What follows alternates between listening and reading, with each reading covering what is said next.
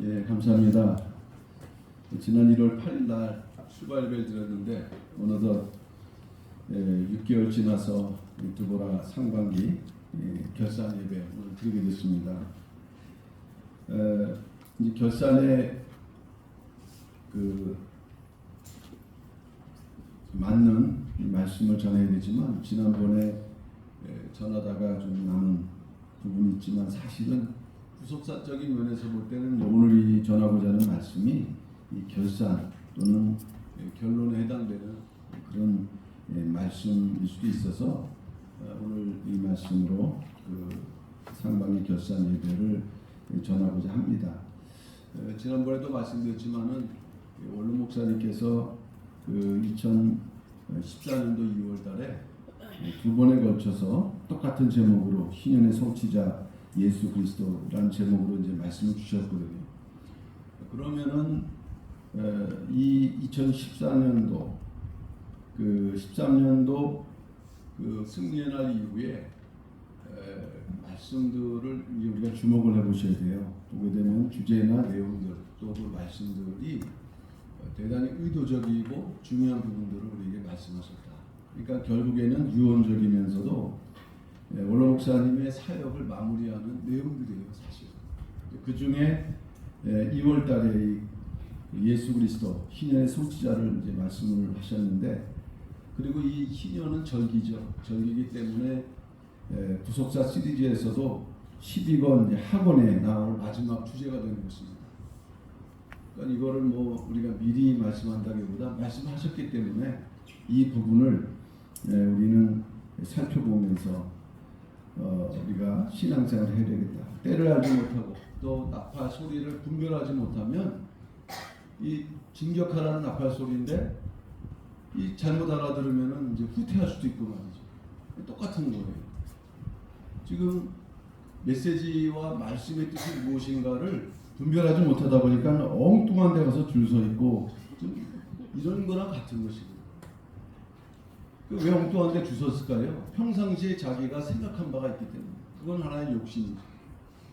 그러니까 결국엔 지금은 자기의 그동안의 신앙에 이제 답을 써나가는 그런 단계일 때 누구를 탓할 수도 없는 상황입니다. 근데 이제 가지만 늘 우리의 길이 대로만 열린 것은 아닙니다. 이제 장애도 있고 또 해결해야 될 과제도 있다고 할 때 말씀의 세계에서 보면은 그 중에 이 신현이 우리가 정확하게 해결해야 될 그런 과제 중에 하나예요. 여러 번 말씀을 드리지만은 또 이렇게 그 내용을 이렇게 좀 알고 좀 이렇게 좀 관심을 가지시는 분도 계시지만 여기 이제 숫자가 들어가니까 어려워하시는 분도 계시거든요. 어려워한다고 이게 끝나는 부분이 아닌 거예요. 그래서 오늘 이제 특별히 그동안에 몇 번에 걸쳐서 말씀을 했고 오늘이 거의 이제 마지막 부분이 되는데 10주기 이거는 참 우리가 쉽게 말씀할 수 있는 내용은 아니죠. 왜냐하면 신현을 말씀하는 것도 중요한데 어려운데 여기에 이제 내용이 많이 심화돼 갖고 10주기다. 이 원리 이게 해결이 안 되면 신현의 의미는 사실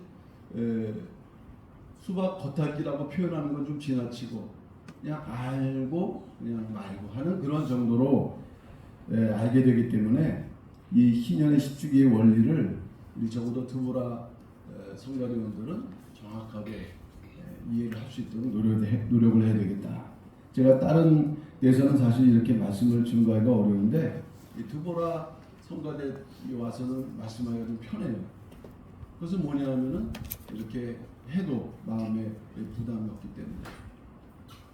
자, 시간이 뭐 어떻든 간 하여튼 오늘 할 건 다 해야 되는데 그렇다고 뭐 주구장창 할 수 있는 것은 아니고요. 하여튼 오늘 내용을 이제 잘 이렇게 적으셔갖고 이게 뭘 물론 이제 더 설명할 수 있는데 시간적으로도 그렇고 그거는 또 우리 두보라 성가대원들의 몫입니다. 이게 다 해줘서 이렇게 이겁니다라고 드시도록 하는 거하고 본인이 발견해서 음식 만들어서 드시는 거하고 그거 다른 거예요.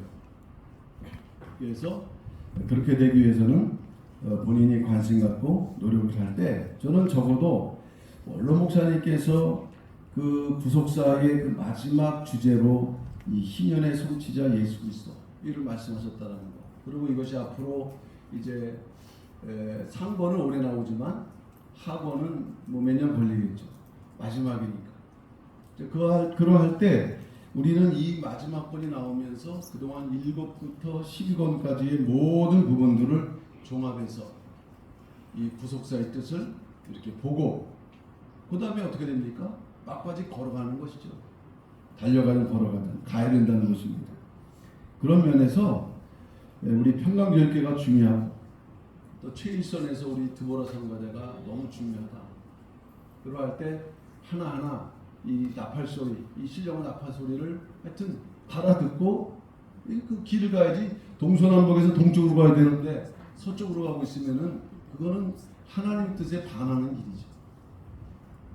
자, 그러면 첫째로 희년과 희년의 10주기, 희년과 희년의 10주기입니다. 작은 첫 번째로 희년의 영적 의미.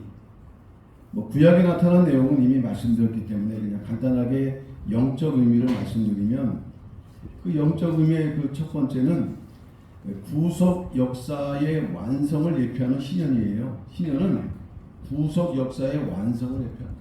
이게 재림이죠. 레위기서 25장 10절 말씀을 읽어보면 제5년을 거룩하게 하여 전국 거민에게 자유를 공포하라. 이 해는 너희에게 희년이니 너희는 각각 그 기업으로 돌아가며 각각 그 가족에게로 돌아갈지며. 자, 여기서 레위기서 25장에서 희년에 대한 규례를 말씀하는데 첫 번째는요 50년이라는 것과 더불어 자유를 공포한다는 의미거든요. 그 당시에는 노예를 풀어준다는 의미지만 구속사 쪽으로 보게 되면은 죄와 사망에 매여있는 인간들에게 예수 그리스도의 십자가 대속으로 죄사함의 축복을 받는 것을 상징을 하고 있어요. 로마서 8장 2절 말씀이죠. 생명의 성령의 법이 죄와 사망의 법에서 해방했다 이 말씀이에요. 자, 그런데 거기서 끝나지 않고 기업, 그 기업으로 돌아가며 각각 그 가족에게로 돌아갔지. 죄의 문제를 해결한 다음에 돌아갈 때가 있다는 것입니다. 기업은 유업을 말씀하는 거예요. 유업은 천국을 상징하는 것이죠.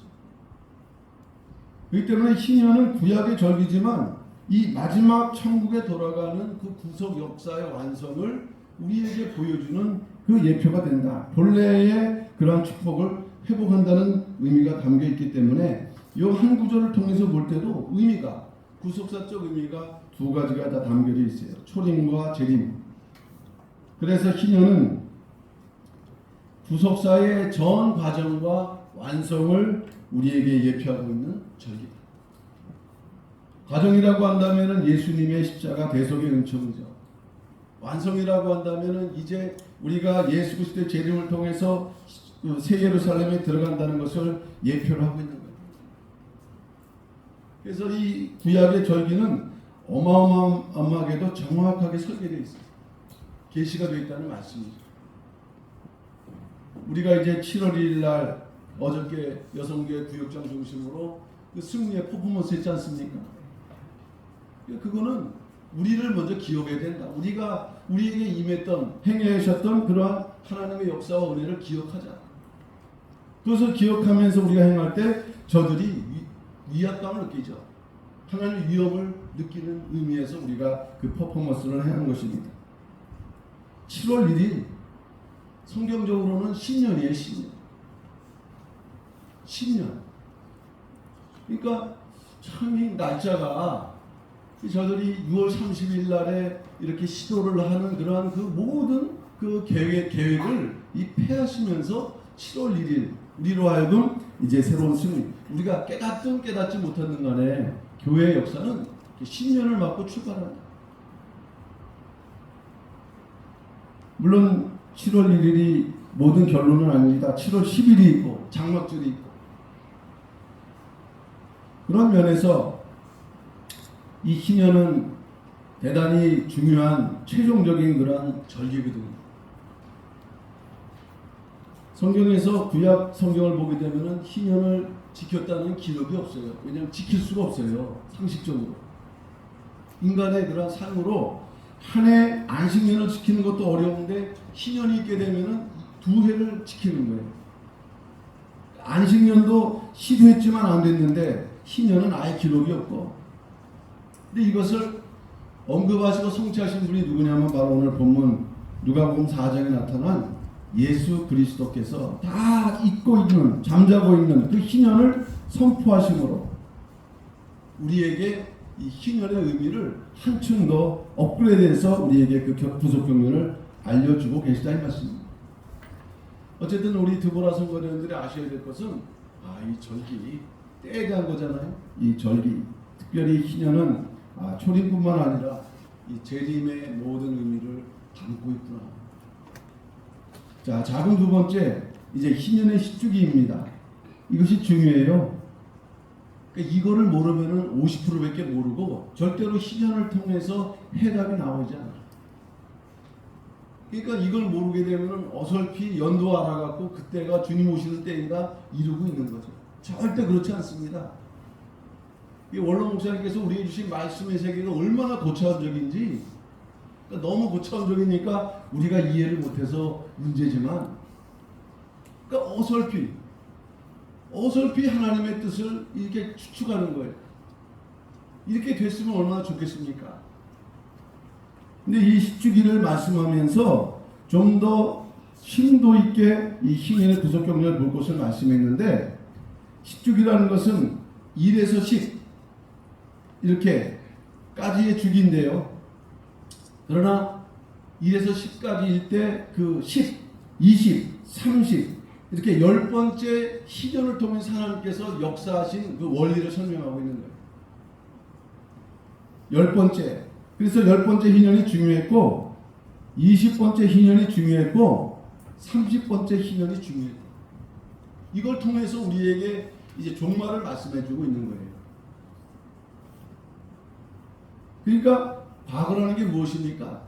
과거를 통해서 미래를 보게 하는 거기 때문에 1, 2, 3, 4, 5 그걸 통해서 마지막에 어딘가, 그러면 그것을 바라보면서 마지막을 우리가 어떻게 할 수 있어요? 예측할 수 있는 것이죠. 자, 그래서 제가 지난 목요 구국 예배 때 희년의 시주기마다 하나님께서는 성전을 건축하셨다라고 말씀했어요. 자, 희년이 이제 시작된 것은 모세 그 장막 성전이 지어진 그때가 아니라 그건 기준연도라고 말씀했죠. 그럼에도 불구하고 1445년도에 하나님께서 무엇을 건립하셨습니까? 모세 장막 성전을 건립하셨고, 그 이후에 이제 10번째 희년 490년에서 이제 500년으로 가는 그때에 하나님께서 뭘 하셨어요? 솔로몬 성전을 건축하셨다. 10번째 희년. 그리고 20번째 희년에 해당되는 것은 바로 스룹바벨 성전이라고 말씀드렸고, 그 다음에 30번째 희년이 가장 중요하죠. 30번째 희년. 이때는 누가 오셨습니까? 예수님이 오셨는데, 오신 것이 아니라 이제 성전에 대해서 언급하고 계시다는 것을 우리는 주목을 하셔야 돼요. 어쨌든 희년만이 아닙니다. 희년이 구속사의 완성이라고 한다면 이 희년을 통해서 우리에게 보여주는 말씀은 성전 건축. 그러니까 희년의 때의 완성은 결국에는 이 땅에서 성전이 건축되느냐 못하느냐 거기에 있는 것이지, 때가 돼서 뜻이 자연스럽게 이루어지는 그런 의미가 아니라는 것을 아시죠. 우리가 그때에 살고 있는데 우리가 게을르거나 믿지 못해서 성전을 건축하지 못했다. 그러면 이 역사가 어떻게 해요? 그 다음 세대로 넘어가는 원리인 거지, 주님이 매달 며칠 오시는 것을 예언하고 있는 게 이 희년이 아니에요. 그러나 희년을 통해서 엄청나게 그 때를 우리에게 말씀하고 무엇을 해야 된다는 것을 알려주는 말씀이 바로 희년 또는 희년의 시주기입니다. 자, 큰 두 번째로 30번째 희년에 나타난 두 가지 희년의 성취 역사. 30번째 희년에 나타난 두 가지 희년의 성취 역사. 자, 첫 번째 역사는 무엇입니까? 희년을 선포하셨다. 희년의 선포. 희년을 선포하신 예수 그리스도. 오늘 본문 누가복음 4장 18절 19절 말씀이 그것을 증거로 하고 있는데, 제가 다시 한번 읽어보면, 주의 성령이 내게 임하셨으니 이는 가난한 자에게 복음을 전하게 하시려고 내게 기름을 부으시고 나를 보내사 포로된 자에게 자유를, 눈먼 자에게 다시 보게 함을 전파하며 눌린 자를 자유케 하고, 19절 말씀 보면 주의 은혜의 해를 전파하게 하려 하십니다. 공생의 첫 일성이 바로 이 말씀인데, 이것은 이사야서 61장 1절 2절에 기록된 말씀이죠. 근데 많은 구약의 말씀 가운데에서 공생애를 하시면서 첫 번째 꺼내신 말씀이 바로 이 말씀이에요. 근데 놀랍게도 이 때를 우리가 역사 연대를 계산을 해볼 때, 이때를 계산을 해볼 때 이때가 희년 때라는 것을 우리가 발견할 수 있어요. 그러면서 예수님께서 이 말씀하시는 궁극적인 의미는 뭐냐면 누가복음 4장 21절에 있죠. 누가복음 4장 21절. 다 같이 한번 읽어볼까요? 누가복음 4장 21절.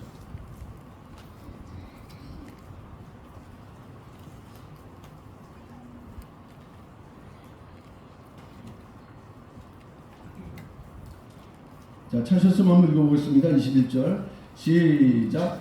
이에 예수께서 저에게 말씀하시되 이들이 오늘날 너희에게 응하느니라. 예, 무슨 말씀인지 아시겠죠? 이 구절만 볼 때도 의미가 있지만 이 맥락에서 볼 때는 예수님이 뭘 말씀하시는 거예요? 희년의 말씀을 뚝 하면서 이때 이 말씀이 오늘날 너희 귀에 뭐 했다? 응했다. 희년에 내가 누구다? 성취자다 라는 것을 말씀한 거예요. 그러니까 예수님께서는 사실 이 말씀을 증거하기 위해서 날짜를 기다리셨을까요? 기다리지 않으셨을까요? 기다리셨어. 예수님만이 그 때를 아셨던 거고, 내가 어느 때 등장해야 될 때를 기다리셨던 거예요. 아무도 몰랐죠. 근데 이 말씀 하시니까 은혜로운데 가만히 생각해 봤더니 이게 뭔가 좀 메시지가 있다. 그러더니 결국에는 이 예수님을 갖다가 죽이려고 낭떠러지로 끌고 가서 밀쳐내리고자 했다고 이렇게 말씀하고 있는 거예요. 오늘 목사님 이 말씀 가지고 희년의 성취자 예수 그리스도. 계산을 해볼 때 제가 지난번에 말씀드렸던 것처럼 그 기준연도를 우리가 찾으면요, 계산을 할 수 있어요. 49년 단위로, 50년 단위가 아니라 그랬죠. 49년 단위로 7 안식년, 7 안식년, 49 계산을 쭉쭉 해나가게 되면은 그 예수님의 공생의 BC 26년이 몇 번째 희년이라고 했어요? 그게 30번째 희년. 하나님께서는 또 예수님을 그때 보내시려고 모든 구속사를 갖다가 다 역사하신 거고, 또 예수님은 이제 그때 오셔서 30번째 희년을 선포할 때에 나사렛 회당에 가셔갖고 뭘 하신 거예요? 이 말씀을 가지고 말씀하신 거예요. 다 때가 있는 거예요. 만약에 예수님이 이 때를 놓치면 어떻게 될까요? 이 말씀이 기록될 수가 없는 거예요. 그러니까 예수님도 뭐 마음대로 하시는 게 아니라 정해진 대로 하셔야 되는 그런 사명대로 이 역사를 한다는 거예요. 저는 오늘 목사님도 마찬가지라고 생각을 해요. 병상에 계셨을 때 위기가 두세 번 있었거든요. 그 의사가 이제 준비하시라고 2번 정도 정확하게. 그때는 이제 믿어지지 않았는데 2번 지난 다음에 3번째 이제 그때 올 때는 딱 떠올라지는 생각이, 그건 이제 개인적인 생각이죠. 12월 17일인가 이런 생각이 사실 스쳐 지나가더라고요. 그 전까지만 하더라도 가시는 것 자체가 마음속에 인정도 안 되고 인정해서도 안 된다고 생각을 한 거예요. 방법도 좀 일어나실 거라고 믿고. 그런데 이제 2번의 그러한 위기가 있었을 때 결과적으로 보게 되면은 그 무식 가운데서도 그 시간을 지키시느라고 이 투쟁을 하신 거죠. 다 병마하고. 그것도 12월 17일 오후 몇 시요? 몇 분이요? 공식적인 시간은 5분인데 그 전에 최은경 권사가 거기서 하면서 시간을 재기 12월 17일 3시 4분이요. 그 이후에 이제 박상준을 모셔서 공식적으로 얘기한 게 3시 5분.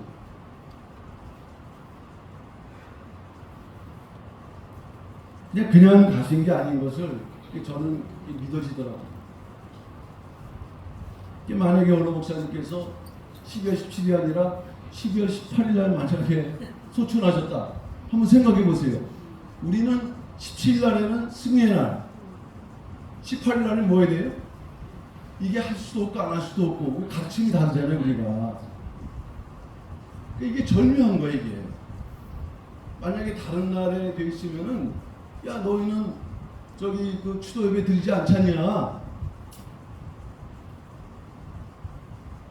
12월 17일 이 승리의 날, 그것도 이제 그냥 날짜를 어렵게 맞추신 게 아니라 정확하게 어린 양을 잡는 그 시기에 그 시간 분초 맞춰서 제가 그 자리에 없었으면은 뭐 이런 걸 갖다가 뭐 이렇게 만들어서 얘기한다 하지만 그 자리에 한 달 동안 있었거든요. 그러니까 예수님도 이 30번째 희년의 성취를 위해서 그냥 오신 게 아니에요. 희년의 성취자.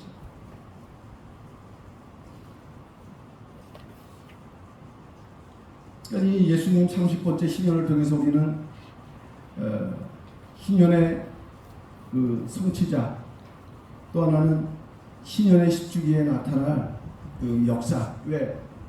29번도 아니고 31번도 아니고 몇 번째? 30번째 정확하게 오셨기 때문에. 자, 작은 두 번째, 희년의 완성, 성전 건축. 희년의 완성, 성전 건축. 자, 희년의 성취자로 예수님은 희년의 완성이 바로 성전 건축임을 말씀하고 있습니다. 요한복음 2장 19절. 예수께서 대답하여 가사대 너희가 이 성전을 헐라 내가 사흘 동안에 일으키리라 말씀했거든요. 자, 여기서 우리는 성전이 주제가 된다는 것을 발견하셔야 돼요. 지금 희년이 이루어진다는 것은 결국 뭐가 건축된다 그랬어요? 성전이 건축된다 그랬잖아요. 그러니까 예수님도 성전 건축에 대해서 대단히 깊은 관심을 가지셨는데 예루살렘 와봤더니 그동안에 예루살렘에서 그 유대인들이 지었던 성전이 몇 년 동안 지어진 성전이에요? 46년.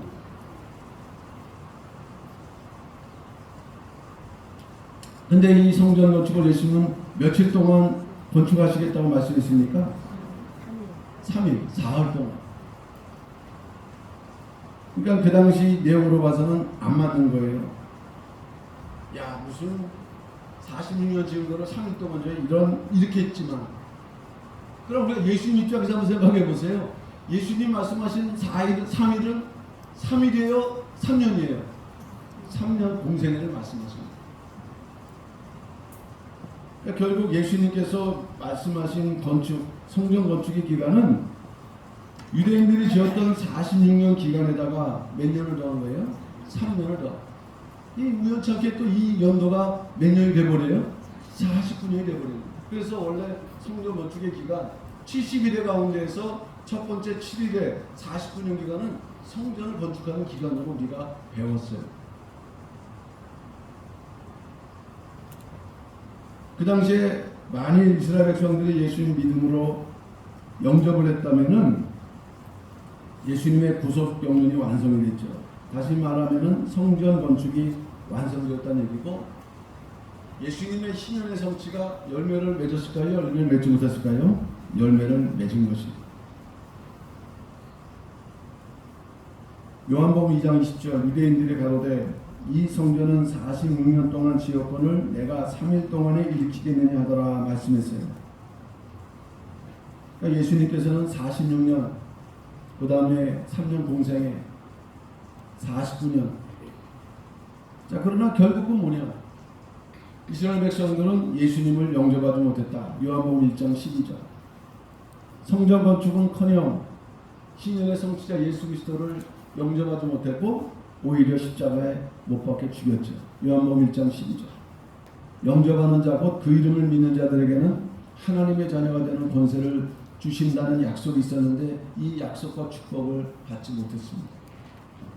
자, 그 결과가 무엇인가? 이게 그 해에 그 당시에 이런 축복의 기회가 있는데 이것을 이루지 못하면 그냥 지나가는가? 아쉽다. 이런 정도일까요?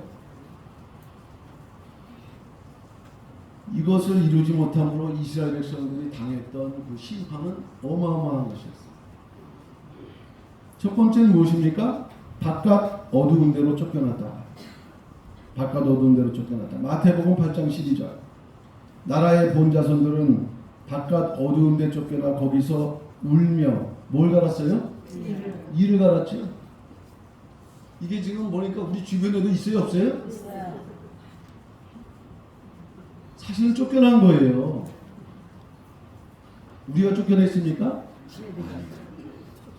저희는 그런 능력도 안 돼요. 솔직히 말씀드렸습니다. 이 문이 참 이게 신비롭게 닫혀졌거든요. 그때 이제 박 차장 그쪽 이전 장로가 자기 아들 그 박대인이 그때 수련을 하는데 중동으로 왔어요. 와갖고 거기서 뭉개려고 해서 우리가 애들 있으니까 네 순서만 하고 돌아가라. 안 돌아가려고 그래요. 몇 번 확인해서 보낸 거죠. 근데 그 차가 2시간 뒤에 정문에 있었던 거예요. 아마 이제 그 일에 대해서 아마 항의차 온 것 같아요. 항의차 오면서 그 정문에서 난동을 피운 거예요. 차 밑에 들어가. 그때 배종희 목사님이 물어본 거예요. 컨퍼런스 다니는 사람은 우리 평강절개 교회는 아니다. 이 얘기를 듣고 내가 왜 교회냐니 이렇게 얘기해야 되는데 아무 얘기 못하고 검을 먹는 거예요. 그러니까 이제 배종희 목사도 거기서 이제 용기를 얻어갖고 그냥 그 순간에 이제 문을 이렇게 닫게 되는 거예요. 그러니까 누가 지시한 것도 아니고 그 우발적인 상황 같지만 거기서 문이 닫혀지고 그 결과에 따라서 우리는 앞으로 이제 온라인 예배 드린다라는 것을 작년 그 여름 수련회 때 그 공포를 하게 된 거죠. 그 이후에 이게 나눠주다 보니까 법적으로는 이제 뭐 약자니 이렇게 됐지만 하나님이 하시는 역사. 지난 그 상황을 보세요. 여기서 있었을 때 감히 할 수 없는 얼마나 많은 그 악행과 불법을 저질렀어요. 예배를 방해하고 소란하고 당회를 방해하고 함부로 저기 그 에담의 그런 식당 상에 올라가서 난동을 피우고 손님들을 멸시하고 자기들끼리 분리배기하면서 이제 그거는 까마득하게 있고 이제 자기들이 뭐 권리가 있고 피해자다. 근데 우리는 그걸 쫓아낼 힘이 없었어요. 그러나 하나님께서 이렇게 하신 걸 뭐 우리 따라가야지 어떡하겠습니까? 근데 거기서 끝나는 게 아니고요. 두 번째 하나님의 심판이 있었어요. 신년의 성취자 예수 그리스도를 영접하지 못했던 이스라엘 백성들. 누가복음 19장 43절 날이 이를지라 내 원수들이 토성을 쌓고 너를 둘러 사면으로 가두고 누가복음 19장 44절 또 너와 및 그 가운데 있는 내 자식들을 땅에 메어치며 돌 하나도 돌 위에 남기지 아니하리니 이는 공고받는 나를 내가 알지 못함을 인함이니라 하시니라. 뭘 공고를 받았습니까? 신년의 성취자로신 예수 그리스도에 대한 공고를 받았는데 알았어요? 알지 못했어요? 알지 못했다. 자, 작은 세 번째 70번째 신년과 성전 건축. 자, 왜 자꾸만 70번째 신년을 말씀하냐면 우리가 살고 있는 시대가 바로 여기에 해당되기 때문에 그걸 잘 이해를 하셔야 돼요. 계산해 보면요 70번째 신년과 71번째 신년 사이에 살고 있는데 아까 말씀드렸던 신년의 10주기라는 면에서 볼 때는 우리는 70번째에 해당돼요? 71번째에 해당돼요? 70번째에 해당되고 있어요. 그러니까 이 의미가 뭔가를 이게 이제 앞으로 숙제예요.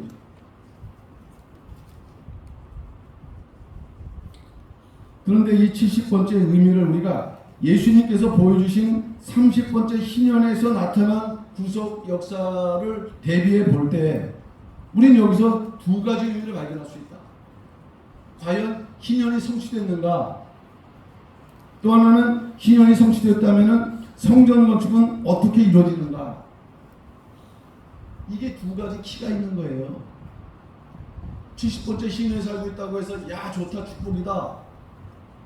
여기서 뭐 3, 40년 신앙생활해도 제대로 못 믿으면 어떻게 됩니까? 한순간에 쫓기는데 여기 안에 있다고 우리가 안심하고 다 됐다라고 생각할 상황이 아니에요.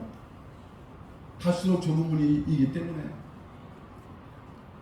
문제는 희년의 성취를 우리는 어떻게 이해를 하고 그 다음에 성전 건축은 어떻게 해야 되는가? 이게 만일 30번째 희년만큼의 구속사적 의미가 70번째 의미에 담겨져 있다면 이제 이것이 믿음의 문제, 하나는 우리가 헌신과 봉사를 통해서 이루어야 될 그런 결과의 문제입니다. 만약에 이것이 우리 당대에 이루어지지 않는다고 한다면 희년의 10주기의 원리에 의해서 70번째 이루어져야 될 희년은 몇 번째로 넘어가기로 했어요? 71번째라고 얘기하시는 분들은 땡이에요. 80번째. 왜냐하면 몇 주기 단위로 움직이기 때문에 10주기 단위로. 그러니까 제가 그만큼 여러 번 얘기를 하드리지만 아직 이게 이해가 안 되신 부분이 있어요. 그러나 제가 그것 갖고 우리 두보라 성도님들을 뭐라고 할 수 있습니까? 속으로는 하죠. 중요한 것은 이게 그렇게 쉽고 그냥 막 복잡하니까 모르는 이렇게 될 문제가 아니에요. 모든 것을 설명할 수 있는 이런 내용이 되는 거죠. 가볍게 이해하지 마시고 그래도 오늘 여기까지 이제 말씀드렸다고 할 때 조금 관심 있게 보시면 분명히 이제 11번 나오면서 이제 이런 부분들이 더 자유롭게 그러니까 지금 밭을 가는 거죠. 원로 목사님께서 여기에 대해서 말씀하신 게 있지 않습니까? 우리 때의 뜻이 이루어지지 않으면 나 같은 사람이 몇 년 뒤에 오신다? 그 들으신 분이 있죠? 어떤 분은 기억을 하는데 어떤 분은 기억을 못해요. 똑같이 말씀했는데도 불구하고. 또 어떤 분은 너무 자주 들은 것까지 기억을 해요. 근데 어떤 분은 전혀 기억하지 못하는 말씀입니다. 그러면은 우리 때 뜻이 이루어지지 않는다는 것은 뭘까요? 우리가 지금 70번째 희년에서 71번째 희년을 살고 있는데 그러면 70번째 희년에 그 한계가 있을 거 아니에요. 71번째로 넘어가는 그때까지 예를 들어서 고3 아이들이 이제 시험을 보는데 수능이 12월 17일이다. 11월 17일이다. 그러면은 11월 17일까지는 뭔가요? 수능을 볼 수 있는 자격이 되지만 12월 18일 되면은 자격을 가져야 잃어버려요. 마찬가지로 희년의 70번째 하나님께서 이루고자 원하시는 약속은 언제까지요? 70번째 희년의 주기에 해당되는 그 날짜 연도를 우리는 찾을 수 있어요. 그러니까 이게 대단한 축복이지만 그냥 저절로 이루어지는 축복은 아니고 왜? 성전 건축의 뜻이 이루어지지 않으면 이 성전 건축 구약 때는 성전 건축을 이 실물로 했단 말이에요. 근데 예수님께서 이 성전을 그 구약의 그러한 뜻을 통해서 46년 지은 성전에다가 3년은 누구로? 자신으로 영적으로 그것을 이렇게 이루셨잖아요. 마지막 때 이루실 성전은 철저하게 영적인 성전입니다. 무슨 성전인지 아시죠? 자, 결론적으로 말씀드립니다. 자, 이거는 그냥 쭉 말씀만 드릴게요. 구속사의 완성과 드보라의 사명. 구속사의 완성과 드보라의 사명. 작은 첫 번째, 구속사의 완성. 그 작은 첫 번째, 구속사 말씀 전파의 끝이 있다. 요한계시록 11장 7절. 저희가 그 증거로 마칠 때에 무정행으로부터 올라오는 짐승이 저희로 더불어 전쟁을 일으켜 저희를 이기고 저희를 죽일 터인지. 그러니까 증거를 마칠 때가 있다고 했습니다. 이것은 두 증인의 교회, 즉 마지막 영원한 복음 즉 구속사 말씀의 교회가 말씀을 전파하는데 그 시기가 있다는 거죠. 그냥 주구장창하는 게 아니에요. 하나님께서 야 요때까지라는 정해놓은 기간이 있다는 거죠. 자문 두 번째, 구속사 말씀 전파의 결과 열방이 춤추며 달려오는 하나님의 약속이 성취된다. 이사야서 60장 4절. 내 눈을 들어 사면을 보라. 무리가 다 모여 내게로 오느니라. 내 아들들은 원방에서 오겠고 내 딸들은 안겨 올 것이라.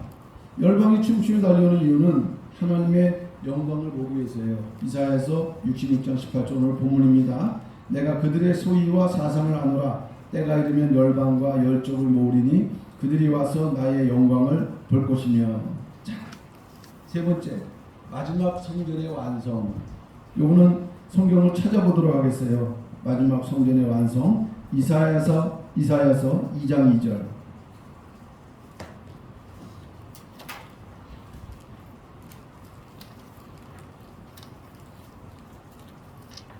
자, 이사야서 2장 2절.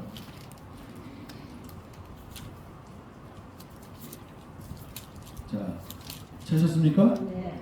자, 읽겠습니다. 시작. 만일에 여호와의 전이 상이 모든 산꼭대기에 설 것이요 모든 장산 위에 뛰어나리니 만반의 그리로 모일 것이다. 자, 말이라 그랬죠? 종말에. 자, 뭐가 여호와의 전에 뭐예요? 여호와의 전. 그러니까 다시 말하면 하나님의 전에 있는 산이라는 말씀입니다. 그러니까 만방의 열방이 춤추며 달려오는 그러한 목적지는 산이에요? 하나님의 성전이에요? 성전이에요, 성전. 성전이 있을 때, 완성이 될 때 달려온다. 자, 그래서 마지막 두 번째, 드보라의 사명. 마지막 환란에서 인내해야 된다. 요한계시록 14장 11절. 그 고난의 연기가 세세토록 올라가리로다. 짐승과 그의 우상에게 경배하고 그 이름의 표를 받는 자는 누구든지 밤낮 쉼을 얻지 못하게 하더라. 마지막 때 짐승의 계계를 분별하는 지혜를 가져야 된다. 자, 두 번째, 말씀과 믿음을 지켜야 된다 그랬어요. 말씀과 믿음을 지켜야 된다. 말씀을 지키는 일이 믿음을 지키는 길이고 또 믿음을 지키는 길이 말씀을 지키는 길인 줄로 믿습니다. 요한계시록 14장 12절. 성도들의 인내가 여기 있나니 저희는 하나님의 계명과 예수 믿음을 지키는 자니라. 믿음도 때에 맞는 믿음이 있어요. 때에 맞는 믿음.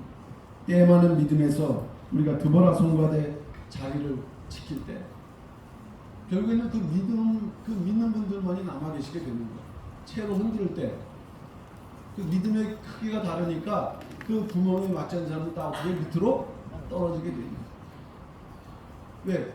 자기 욕심으로 자기 믿음이 작아지는 거예요. 흔드니까 뭐예요? 다.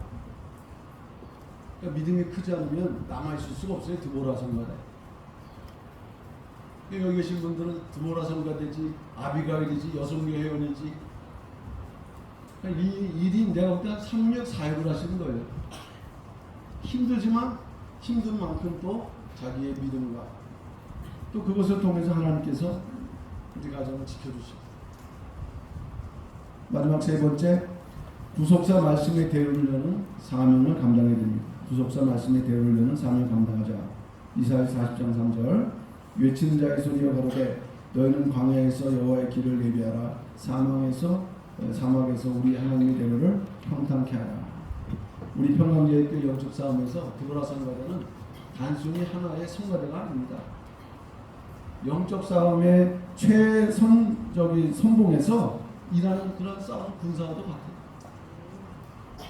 그렇게 안 믿으시는 가 봐요. 그런 줄로 믿습니다. 네, 저는 그렇게 믿어요. 그렇게 해오셨고 이 위기의 순간에 이 자리를 지켜주셨기 때문에 진짜 여성교회, 남성교회 뭐 다 저쪽인데 드보라 성가대가 움직임이 딱 든든하니까 진짜 그 어려울 때요 정말 위로를 받았어요. 근데도 봤더니 적지 않은 인원이 있었잖아요. 지금 이 드보라 성가대가 정말 이 싸움, 영적 싸움에서 큰 일을 하고 있다. 자, 마지막 한 구절만 읽고 우리가 말씀을 마치도록 하겠습니다. 역대하 20장 21절. 역대하 20장 21절.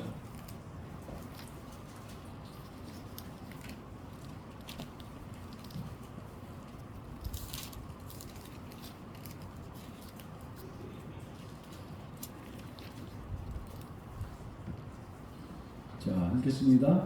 시작.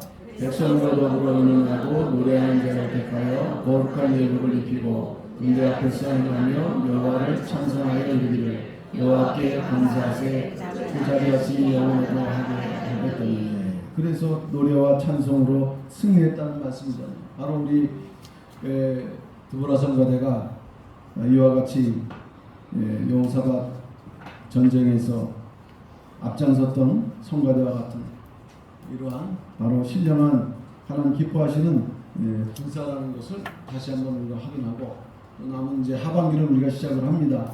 변함없는 믿음으로 끝까지 사명 감당하셔서 먼저는 하나님의 기쁨이 우리에게 머물러 있어야 됩니다. 그래서 행하는 모든 일마다 다시 한번 하나님께 영광 돌리고 승리하시는 우리 모든 드보라 성가대원들 다 되시기를 주님의 이름으로 축원합니다. 기도하겠습니다. 사랑의 대는 감사드립니다. 어느덧 2024년도 상반기를 마치고 하반기를 시작하는 때에 우리 드보라 성가대 한 해 수고를 하는 가운데 상반기를 결산하고 이렇게 예배를 드립니다. 아버지 하나님, 우리 드보라 성가대 여호사밧 때 성가대에 앞장서서 승리했던 것처럼 평강제일교회 영적 싸움에서 앞장서는 최일선으로서 선봉대가 되어서 이렇게 싸우고 있습니다. 우리 드보라 성가대원들 하나하나를 붙들으셔서 끝까지 믿음을 지키고 또 자리를 지키고 더불어서 가정을 지켜주셔서 끝까지 이 말씀의 뜻 구속사의 성취를 위해서 충성할 수 있는 우리 모든 드보라 성가대원 될 수 있도록 역사하여 주시옵소서. 우리 총무님을 비롯해서 임원들 모든 대원들 한 사람에게까지 또 참석하지 못했지만 여러 가지 또한 질병의 문제라든 어려움 당하고 있는 회원들에게까지 아버지 하나님이여 다시 한번 지켜주셔서 날로 영육간에 부흥하고 성장하는 우리 드보라 성가대가 될 수 있도록 역사하여 주시옵소서. 예수님 이름 받도록 감사 기도 올려옵나이다. 아멘. 감사합니다.